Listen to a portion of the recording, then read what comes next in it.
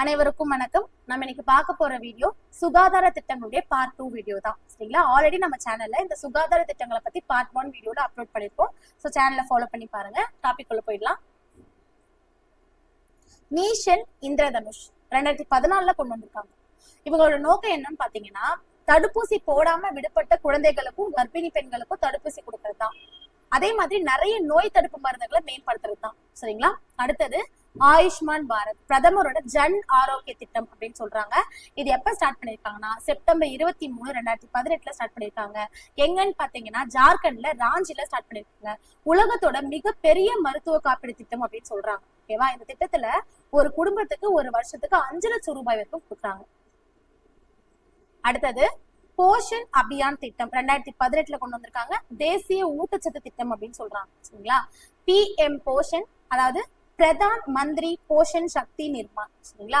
So இது எப்ப start பண்ணிருக்காங்கன்னா March 8, 2018 start பண்ணிருக்காங்க. எங்கன்னு பாத்தீங்கன்னா ராஜஸ்தான் மாநிலத்தில் தான். சரிங்களா? இவங்களோட நோக்கம் என்னன்னா, வளர்ச்சி குன்றிய, ஊட்டச்சத்து குறைபாடு இருக்கக்கூடிய, ரத்த சோகை இருக்கக்கூடிய சின்ன குழந்தைங்களுக்கும் பெண்களுக்கும் இளம் பெண்களுக்கும் நிறைய ஊட்டச்சத்து அளவை இன்க்ரீஸ் பண்றதுக்கு தான். சரியா? அடுத்தது சப்லா திட்டம். ஓகேவா? சப்லா அதாவது ராஜீவ் காந்தி ஸ்கீம் தான் இது. ஓகேவா? இது எதுக்கு அப்படின்னா எம்பவர்மெண்ட் ஆஃப் அடாலசன்ட் கேர்ள்ஸ் அப்படின்னு சொல்றாங்க. ஓகேவா? இது எப்ப ஸ்டார்ட் பண்ணிருக்காங்கன்னா ஏப்ரல் 1, 2011 வந்து ஸ்டார்ட் பண்ணிருக்காங்க. இளம் பெண்கள் இருக்காங்கல்ல, அவங்களுடைய ஊட்டச்சத்து குறைபாட்டை நீக்கும் திட்டம் தான் இந்த திட்டம். அடுத்தது ஜல் ஜீவன் திட்டம் 2019 கொண்டு வந்திருக்காங்க. எந்த அமைச்சகம் அப்படின்னு பாத்தீங்கன்னா ஜல் சக்தி அமைச்சகம் தான் கொண்டு வந்திருக்காங்க. இவங்களுடைய நோக்கம் என்ன அப்படின்னா அனைவருக்கும் சுகாதாரமான குடிநீர் வழங்குறது தான். சரிங்களா? அதாவது இலக்கு வந்து பாத்தீங்கன்னா 2024க்குள்ள ஒரு தனிநபருக்கு நாள் ஒன்றுக்கு 55 லிட்டர் நல்ல தரமான தண்ணி கொடுக்கறது தான் இவங்களுடைய திட்டமே. சரிங்களா?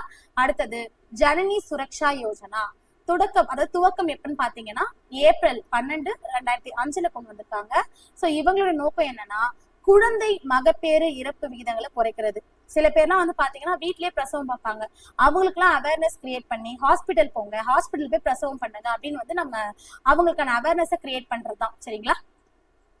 இந்த மாதிரி நிறைய சுகாதார திட்டங்களை தெரிஞ்சுக்கணும் அப்படின்னா சேனலை ஃபாலோ பண்ணி பாருங்க. தேங்க்ஸ் ஃபார் வாட்சிங்.